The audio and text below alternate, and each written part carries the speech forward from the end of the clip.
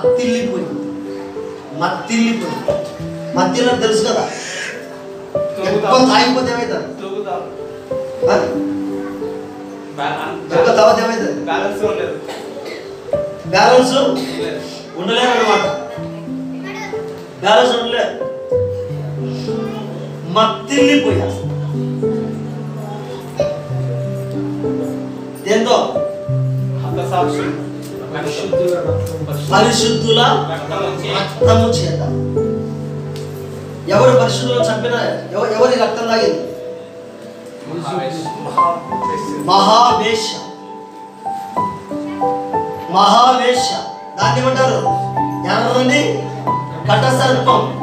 అదే క్రూర మృగము, 7 తలలు కలిగినది, 10 కొమ్ములను స్వీకరించినది.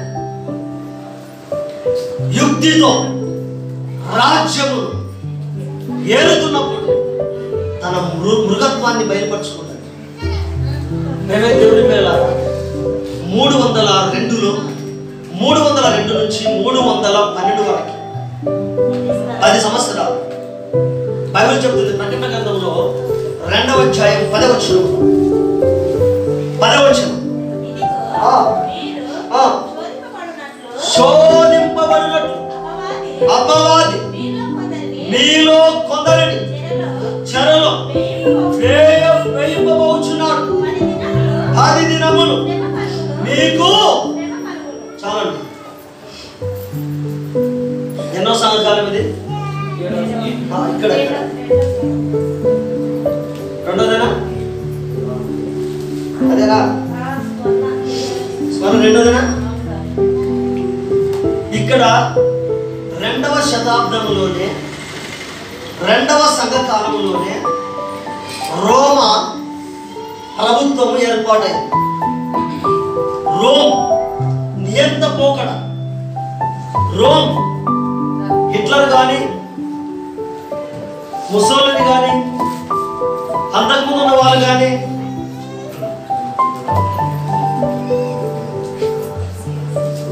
వీళ్ళంతా కూడా రోమ్కి సపోర్ట్ చేసినటువంటి వాళ్ళు. చూడ్డానికి రోమ్ ఏమైంది? విశ్వాసిగా ఉంది, క్రైస్తవులుగా ఉంది. నిజమేనా? కాదలికి ఎవరన్నా క్రైస్తవులు కాదనుకుంటారా? లేదు లేదు.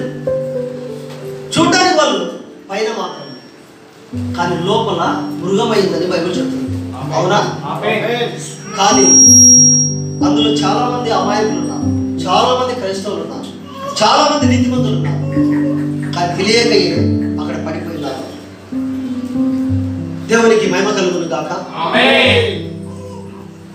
302 నుంచి క్రీస్తుకము 312 వరకు ఎన్ని సంవత్సరాలు? 10 సంవత్సరాలు.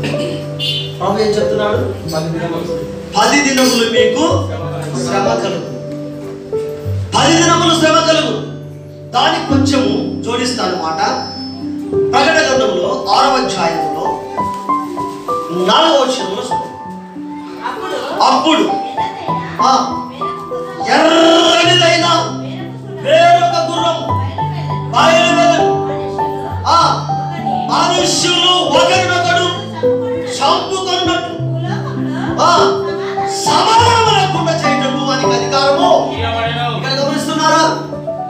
ఇది 2వ గుర్రం. నిజమేనా? మొదటి గుర్రం ఎలా ఉన్నది? తెల్లగా ఉంది. నిజమేనా? అర్థమవుతున్న మాట అంటే చెప్పాలి. తెల్ల గుర్రం ఎలా ఉన్నది?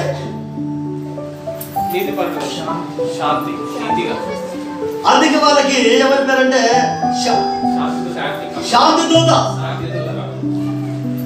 వీరు శాంతి దూత కాదు, అశాంతి దూత.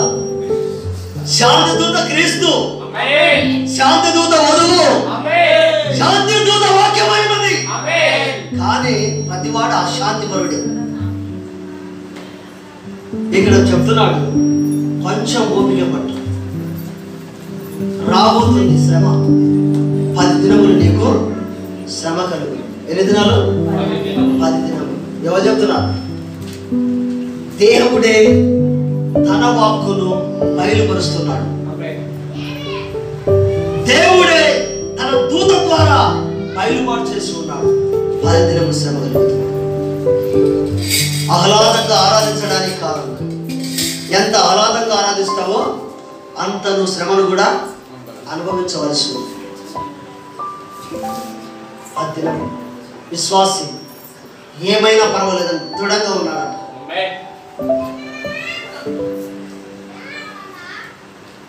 పరిశుద్ధ అగస్టిన్ అనబడినటువంటి ఒక బిషప్ ఉన్నాడు. అప్పటి కాలమే, ఎప్పుడు 302 నుండి పరిశుద్ధ అగస్టిన్ ఒకరోజు డాష్ స్పీడ్ లో పడి అతను ఉపదేశం చేస్తూ ఉన్నాడు.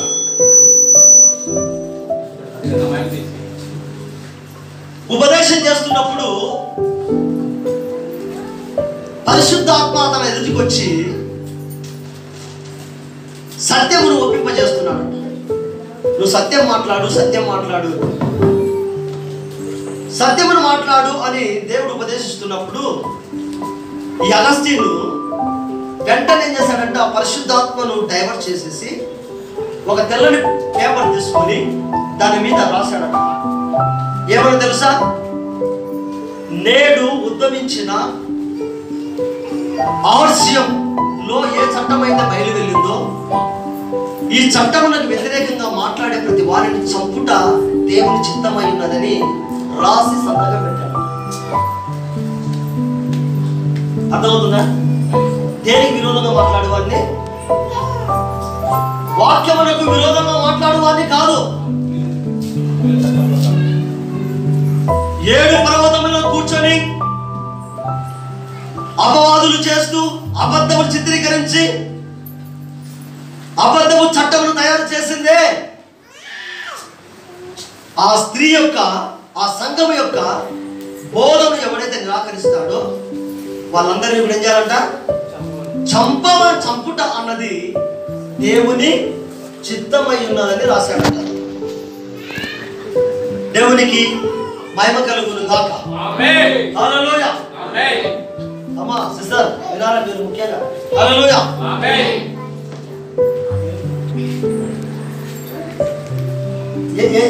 ఏదంట? న్యాయం ఏదంట? న్యాయం ఏదంట? తిరిగేవాడు కాదు,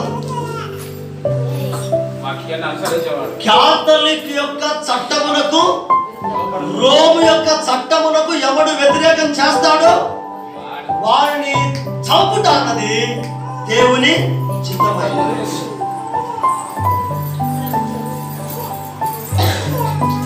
భూమి మీద 2 హీరోలు ఉన్నారు. ఇద్దరున్నారు. భౌతికంగా ఒకటి హీరో ఉన్నాడు, ఆత్మీయంగా ఒక హీరో ఉన్నాడు. భూమి మీద సాతాను ఒక హీరోగా ఉన్నాడు, పరిపాలిస్తున్నాడు. హీరోగా పిలిపించుకున్నాడు కానీ హీరో కాదు, వాడు జీరో. అంటే దాన్ని ఏమంటారంటే హీరో కాదు, నియంత. హీరో అంటే యథార్థంగా ఉన్నవాడే హీరో. అవునా? హీరో సింహాసనం నుండి యథార్థంగా పనిచేస్తాడు. కానీ డమ్మీ క్యాండిడేట్ ఏం చేస్తాడంటే దొంగ పొడులు పొడుచుకుంటూ వెళ్తాడు. వీడు విలన్, నియంత. వీరి సైన్యం కూడా నియంతలే. ముసోల్ నియంత కాదా? స్టాలిన్ నియంత కాదా? హిట్లర్ నియంత కాదా? వీళ్ళెవరు రాజులలో పరిపాలించారు కానీ రాజులు రాజు లక్షణం ఒక్కటి కూడా లేదు. దేవుని పిల్లల ఇప్పుడు లేఖన మనం చూస్తే, నేను చూడగా యోహాను దానికి పట్టబోయే గతి నువ్వు కళ్ళతో చూడు, భూమి మీద ఏం జరగబోతుందో చూపిస్తారా అని యోహాను పిలిచినప్పుడు యోహాను వెళ్ళాడు. ఇప్పుడు దేవుడు అదే స్థానానికి వధువుని పిలిచి ఉన్నాడు. వధువు కూడా యోహాను చూసిన దాన్ని వధువు కూడా చూస్తావు. అందుకే యోహాను చెప్పినంత క్లియర్ గానే వధువు కూడా చెప్పగలరు. ఇప్పుడు రెండవ యొక్క గుర్రంపై తెల్ల గుర్రం మీద ఉన్నవాడు ఎవరు? తెల్ల గుర్రం అనేసరికి చాలా మందికి యేసుక్రీస్తు గుర్తొస్తుంది. అవునా? రాజులకు రాజు, ప్రభులకు ప్రభు ఎక్కడ వస్తాడంట? తెల్ల గుర్రం మీద సవారీ చేసి వస్తాడు.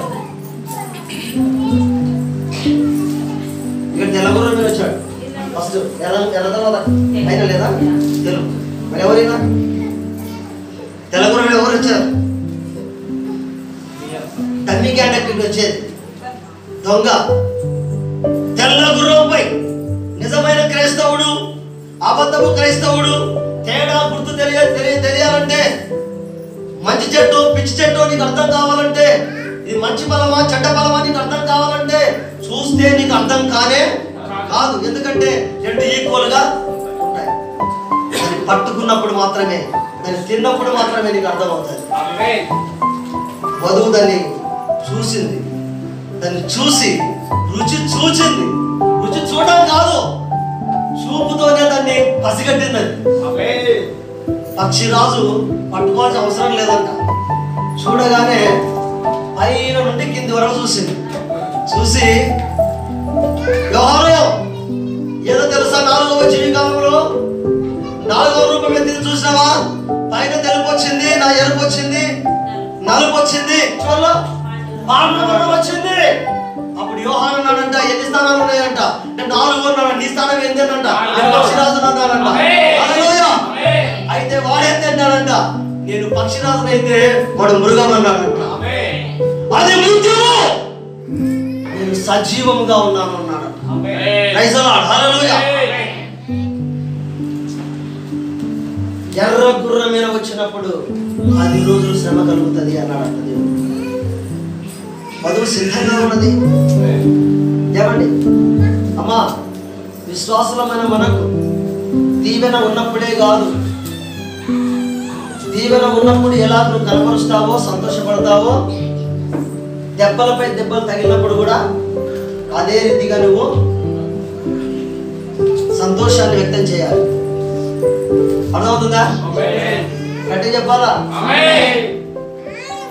తినొచ్చినారా లేదా? ఎంతకు తినొచ్చినారా? అది కూడా చెప్పలేరా? దేవుని స్తోత్రం.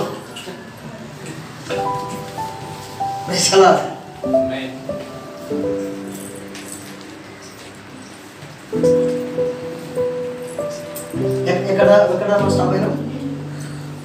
ఆగస్టిన్. అవునా? ఏం రాశాడు అతను? రోమ్ యొక్క చట్టమును ఎవడు ధిక్కరించునో వారిని చంపుట దేవుని చిత్తమై ఉన్నది అని రాశాడు. ఇప్పుడు మనం ఇక్కడ 6వ అధ్యాయము 4వ వచనంలో ఏం చదివాము? అప్పుడు ఎర్రనిదైన వేరొక గుర్రము బయలు వెళ్ళింది. మనుషులు ఒకరినొకడు చంపుకొనున్నట్లు భూలోకములో సమాధానము లేకుండా చేయుటకు ఈ గుర్రం మీద ఉన్న వారికి దేవునికి మహిమ కలుగును గాక. హల్లెలూయా, హల్లెలూయా. ఏమంటే ఎర్ర గుర్రం, ఎరుపట్టి అర్థమే ఎరుపట్టి అపాయం. మన యేసు ప్రభు మనం కూడా ఎరుపు కూడా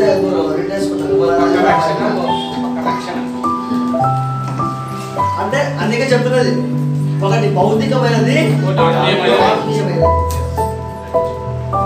ఇప్పుడు యేసు ప్రభు శక్తి ఉందా లేదా? యేసు ప్రభు వస్తున్న శక్తి ఉందా లేదా? ఉంది కదా. దీనిని భౌతికంగా దొంగలు వచ్చి ఏం చేశారు? ఎత్తుకొని పోయినారు, చించుకొని పంచుకున్నారు. ఏమైనా జరిగిందా? ఏమైనా శక్తి కనపడిందా? లేదు.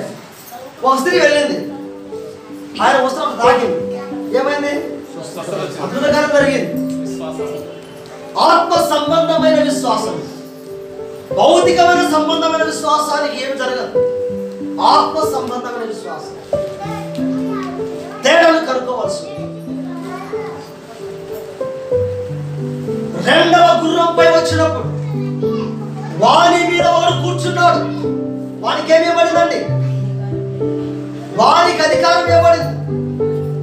మొదటి గుర్రం మీద వచ్చినప్పుడు వాడు కూర్చున్నాడు, వానికి ఏమి ఇవ్వబడింది? ఏమేమంటే చెప్పాలి మీరు, కిరీటము ఇవ్వబడింది. కిరీటం ఎవరికి ఉంటుంది? రాజుకు ఉంటుంది. వాడు నిజంగా రాజేనా? కాదు, రాజులా వాడు పెత్తనం చేశాడు. డామినేషన్తో బెదిరించుకొని మనుషులను భయపెట్టి భయప్రాంతం గురి చేసి బీభత్సం చేసి రక్తపాతం వచ్చాడు. మామో వీరికి ఏమైనా ఎదురుతో చంపేస్తారని నువ్వే రాజుగా ఉండని చెప్పి అందరూ కలిసి వాడికి ఇప్పుడు రాబోయే ప్రపంచం కూడా అలాంటిది. ఇప్పుడు మళ్ళా అదే పరిపాలన మళ్ళా రాబోతుంది, అదే ప్రపంచం మళ్ళా రాబోతుంది. అప్పుడు వారి గుర్రంపై కూర్చోబెట్టి చేస్తే కొన్నాళ్ళకి ఏమైందంటే జనులు వ్యతిరేకించడం మొదలుపెట్టారు. అది బాగాలేదు, ఇది బాగాలేదు, నువ్వు చేసేది పద్ధతి బాగా, అది బాగాలేదు. వాడు దండా దశకాలు పెట్టినాడు, ఎవడు లోపలే. ఏం చేస్తారు? వాడు మంచికి లోపడకపోతే కత్తి తీసుకున్నాడు, నరకడం మొదలుపెట్టాడు. ఏమైంది? ఇప్పుడు రక్తపాతం ఓడ్చడం. నేను దాని గురించి చెప్పలేను, కానీ పరిశుద్ధ అగస్టిన్ అనేటువంటి చరిత్ర పరిశుద్ధ అగస్టిన్ కాలం నుండి పరిశుద్ధుడుగా ఉన్నటువంటి పాట్రిక్ అనబడినటువంటి ఒక సేవకుని కాలం వరకు 68 లక్షల మందిని వాడు చంపివేసుకున్నాడు. ఎంతమంది అండి? 68 లక్షల మందిని చంపాడు.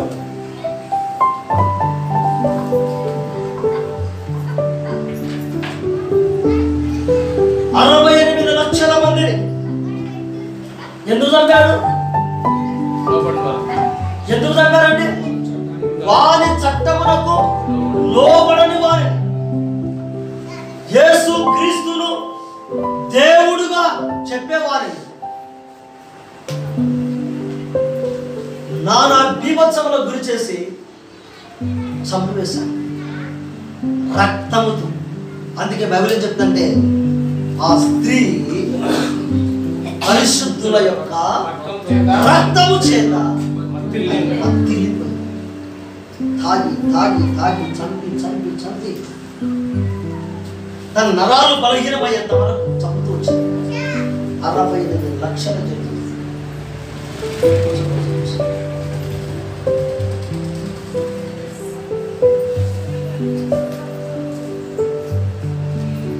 హతసాక్షుల గ్రంథము అనబడినటువంటి స్మగర్స్ గ్లోరియస్ రిఫర్మేషన్ అనబడినటువంటి ఒక హతసాక్షుల గ్రంథం అన్నట్టు సపరేట్ గా రాయబడింది.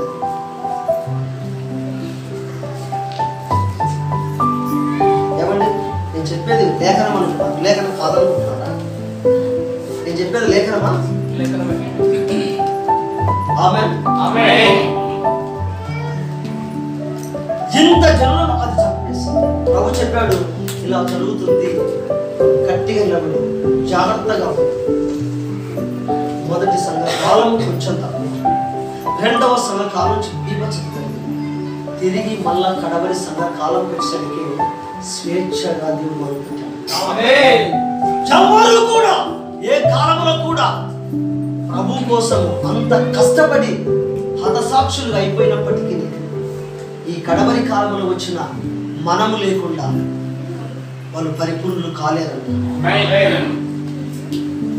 అసలు వాళ్ళకున్న శ్రమ మనకు కలిగితే మనం ఒక్కరికి కూడా ఉండాలని ఒక్కరికి కూడా ఉన్నాం. ఉంటారండి? హల్లెలూయా. ఉంటారా? కత్తి తీసుకొని వచ్చి ఫస్ట్ నన్ను నరికేసాడు ఉంటారా? మీరు నన్ను నరికేసాడు ఉంటారు కదా. నా మంటలు కొట్టులాడుతూ స్తోత్రం అని చెప్తుంది. మీరు పారిపోతారా? ఉంటారా? పరిశుద్ధుల యొక్క రక్తము చేత అది మొరపెడుతున్నప్పుడు హంతకుడైనటువంటి కయ్యూను హేబెలును చంపినప్పుడు అతని రక్తము కూడా ఏమవుతుందంట? ప్రభువుకు మొరపెడుతూ ఉన్నదంట.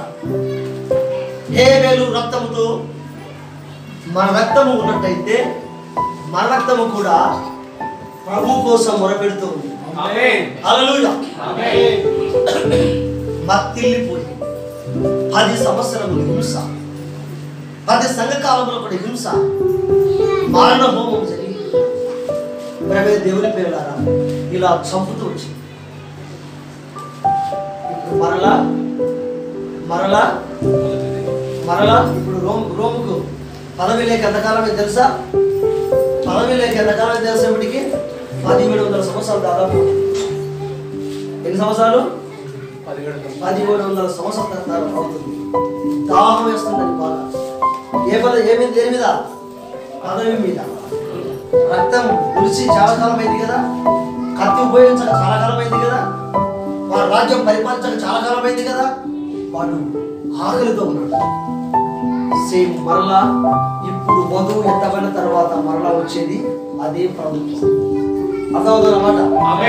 మరలా అదే ప్రభుత్వం. ఏ ప్రభుత్వం? హతమార్చే ప్రభుత్వం.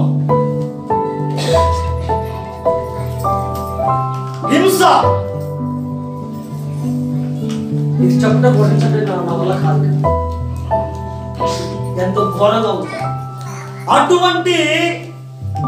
అటువంటి ప్రభుత్వము మరలా రాబోతూ ఉన్నదని బైబిల్ చెప్తుంది. మళ్ళా అదే రోమ్, మళ్ళా అదే 7 పర్వతంలో ఉన్నది, అదే ఘట సర్పము, అదే సంఘము మరలా ప్రపంచాన్ని మరలా ఏలబోతూ ఉన్నది. అర్థమవుతుంది అన్నమాట. ఇప్పుడు అర్థమైతేనే చెప్పాలా? మరలా అదే ప్రభుత్వం రాబోతుంది. ఒకవేళ ఆ ప్రభుత్వం ఉన్నప్పుడు ఒకవేళ మనం ఉంటే, అది వస్తే ఉంటే, విడవబడితే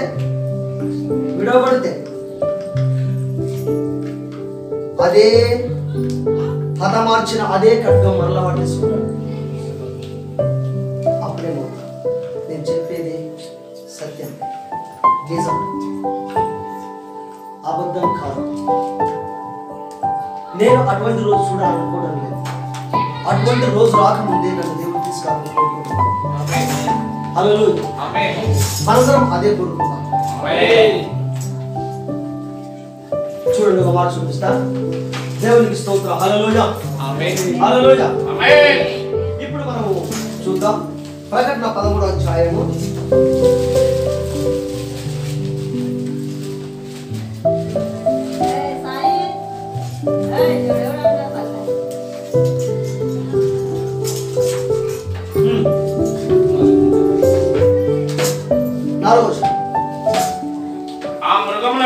ఆ మృగమునకు అధికారము ఇచ్చినందున వారు ఘట సర్పమునకు నమస్కారము చేసిరి. ఇప్పుడు మీరు గమనించాలి, జరిగిపోయినటువంటి పరిపాలనలో కూడా దైవ నిర్ణయంలో వారందరూ లేని వారందరూ కూడా ఆ ఘట సర్పమునకు నమస్కారం చేశారు, మొక్కారు. అంటే వారి సిద్ధాంతాలను ఒప్పుకున్నారు, వారికి లోబడ్డారు.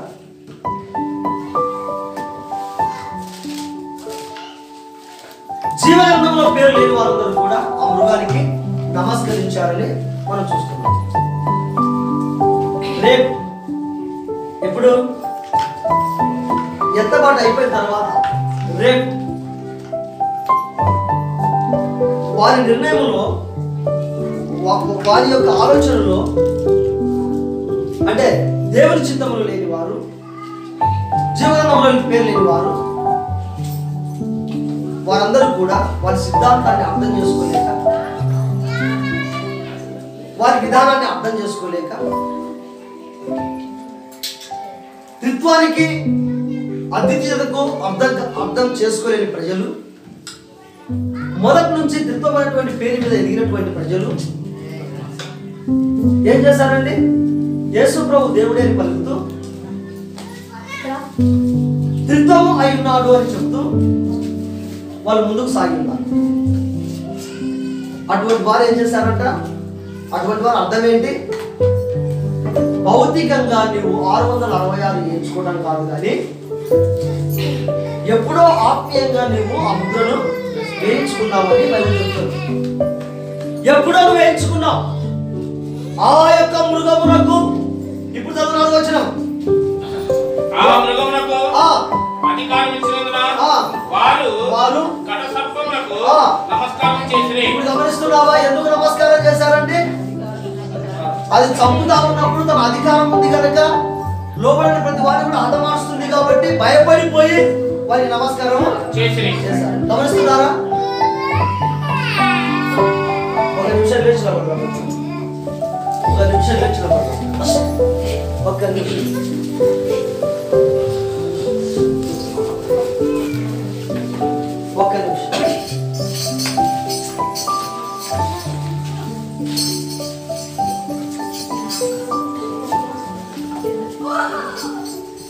హల్లెలూయా. ఆమేన్.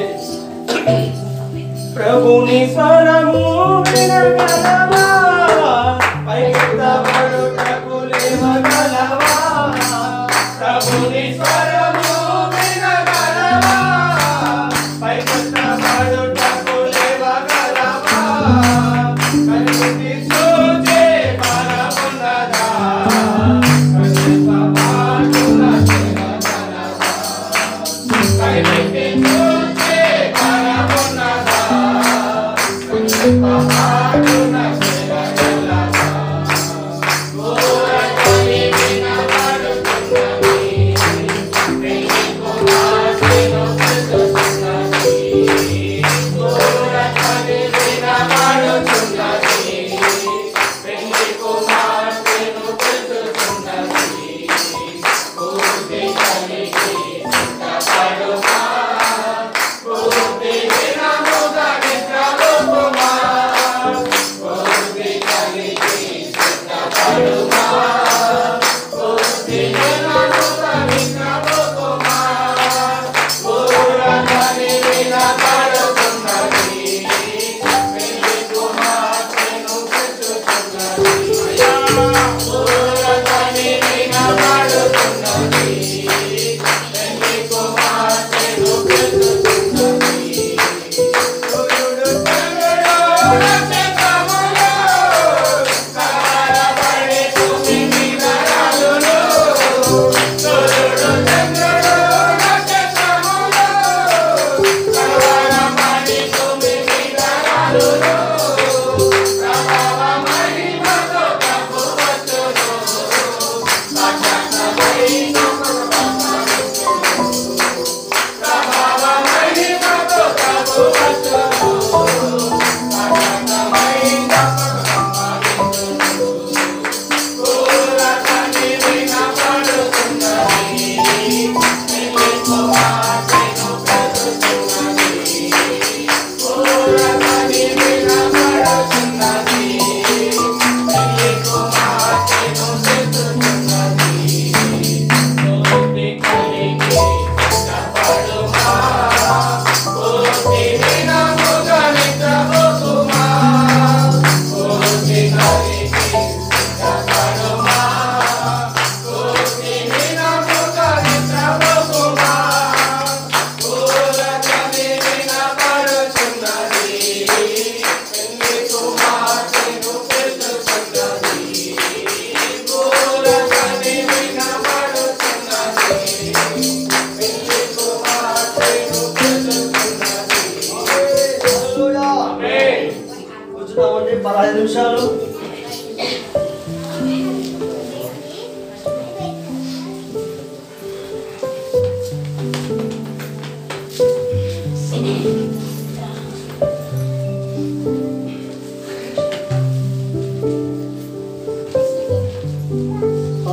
ఏ మృగము? యామృగం. యామృగం అండి అధికారం కోసం ఎదురు చూస్తున్న గడసర్పము, అధికారం కలిగినటువంటి గడసర్పము, మొదటి నుండి దేవునికి తిరుగుబాటు చేసే గడసర్పము, నియంతలాగా పాలించినటువంటి గడసర్పము, దేవుని యొక్క చట్టములకు బదులుగా సొంత చట్టమును తయారు చేసినటువంటి గడసర్పము, వారి చట్టములకు లోబడినటువంటి ప్రతి వారిని కూడా హతమార్చిన ఆ క్రూర మృగం పరిశుద్ధుల యొక్క రక్తము చేత మత్తిల్లిపోయిన ఆ క్రూర మృగము. మృగం అంటే మృగమా?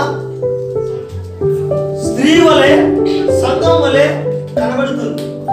ఈ క్రూరముఖంగా ఉన్నటువంటి స్త్రీ కూడా ఒక సంఘమే అని గుర్తించాలి. అదేనా? ఆ మృగము, ఆ గణ సర్పము తన అధికారము చేత జనులను హింసిస్తున్నప్పుడు అనేకులు కూడా వాటికి సాగిలపడ్డారు. ఎవరెవరు? దేశ రాజులు, ప్రధానులు, రాష్ట్రపతులు, మంత్రులు, సామంతులు, పేదవారు, ఉన్నవారు అందరూ మొత్తం కూడా వాటికి సాగిలపడ్డారు. అందులో విశేషంగా ఒక విచిత్రాన్ని మనం చూడాలి. ఇంకెవరు సాగిలపడ్డారు? ఇంకెవరు సాగిలపడ్డారు చెప్పాలా? రాజులు సాగిలపడ్డారు, మంత్రులు సాగిలపడ్డారు, ముఖ్యమంత్రులు సాగిలపడ్డారు, ప్రతి ఒక్కరు సాగిలపడ్డారు.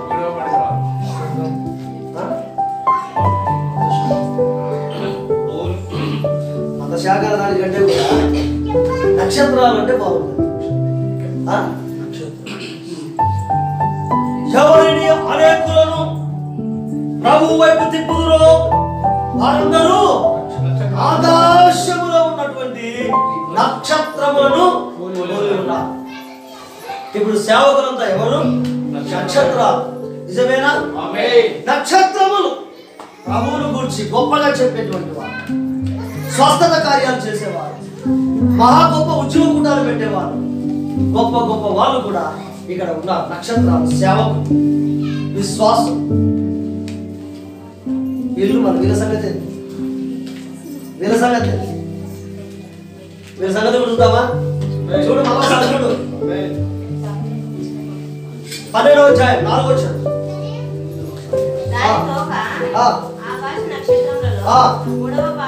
మూడవ భాగమును ఈడ్చివేసి వాటిని భూమి మీద పడవేసెను. చూసారా?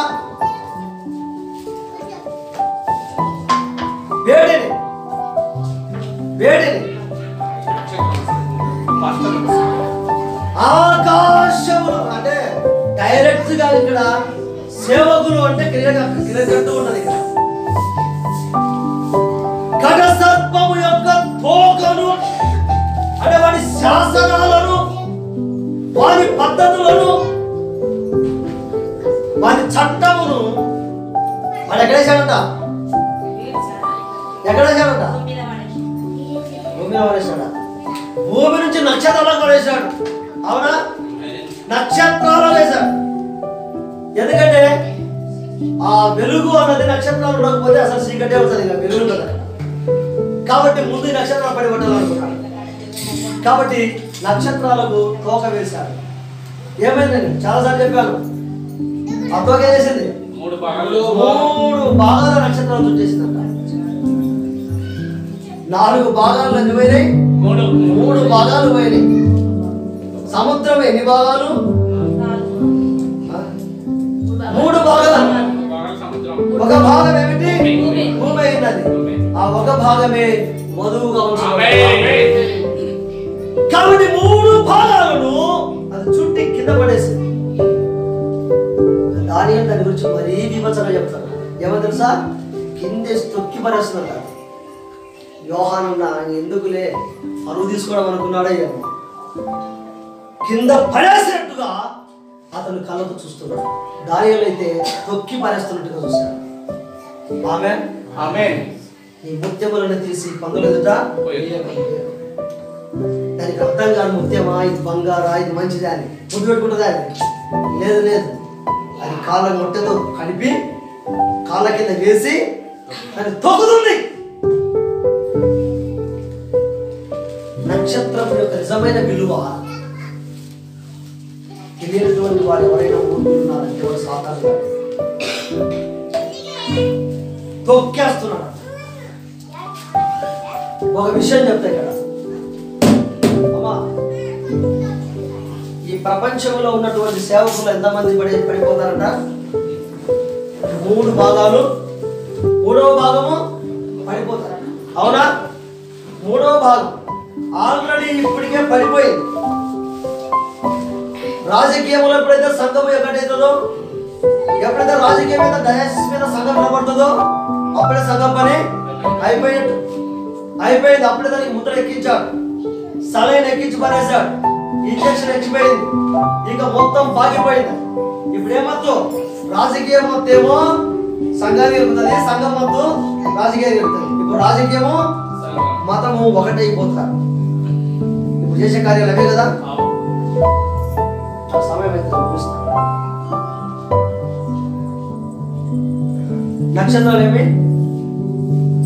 నక్షత్రాలు అంటే ఏంటి? దైవ ఏదో కొట్టింది, తోకతో కొట్టింది. ఎందుకంటే తలకాయ సిరిగిపోయింది దానికి. యేసుప్రభు శిలువ దగ్గర మన తలకాయ సిరగొట్టినాడు, తోకుందన్నాడు, తోకతో కొట్టింది. ఒక సేవకుడు, మంచి సేవకుడు ఏమంటే తెలుసా? తండ్రి, కుమారుడు, పరిశుద్ధాత్మ, హోలీ ట్రీట్ బ్రదర్ అన్నాడు. ఏమన్నాడండి? Holy treat brother. ఇంత మంచివాడవై ఉండి, ఇంత మంచి పరిశుద్ధమైన వాక్యం చెప్తూ, ఇంత గొప్ప దేవుడు యేసుప్రభు చెప్తూ ట్రినిటీగా మార్చడం అన్నది ఎంతవరకు సబబు? అసలు ఒక విధంగా చెప్పాలంటే ట్రినిటీ ఒక ముప్పు అనుకుంటున్నాను నేను. ట్రినిటీ అంటే ఒక ముప్పు ఇలా గురి తెచ్చుకునేట్టు లెక్క. గమనిస్తున్నారా పరమైన దేవుని పిల్లలారా? ఇక్కడ చూస్తున్నట్టయితే వాళ్ళ క్రీస్తు శకము 325 నుండి రోమ్ యొక్క పరిపాలనలో ఉన్నప్పుడు దైవలేఖనంలో ఉన్న దానికి వాళ్ళ సొంత యొక్క ఉద్దేశాన్ని జోడించి ట్రినిటీ అనే పేరుని చిత్రీకరణ చేశారు. ఏమంటే త్రిత్వం అన్నది బైబిల్లో ఉందా అంటే ఏం చెప్తారు సేవకులు? అంటే నక్షత్రాలు ఏం చెప్తాయి? లేదు అని చెప్పవు, లేదని చెప్పవు. లేదని చెప్తే బాగుండకపోతుంది, కానీ ఉంది అని వాళ్ళు చెప్తారు. దానికి ఏమేమో కథలు జోడించి చెప్తారు. ఇక్కడే వచ్చింది ఉరి. యేసుప్రభు అంటాడు, తెలియదు అన్నట్టయితే మీకు పాపం లేకపోవును, కానీ అంతా తెలుసు అన్నది కాబట్టి మీకు పాపం నిలిచి ఉంటుందని చెప్పాడు. కాబట్టి ఈ నక్షత్రాల్లోని సేవకులు ఇక్కడ తప్పు చేశారు.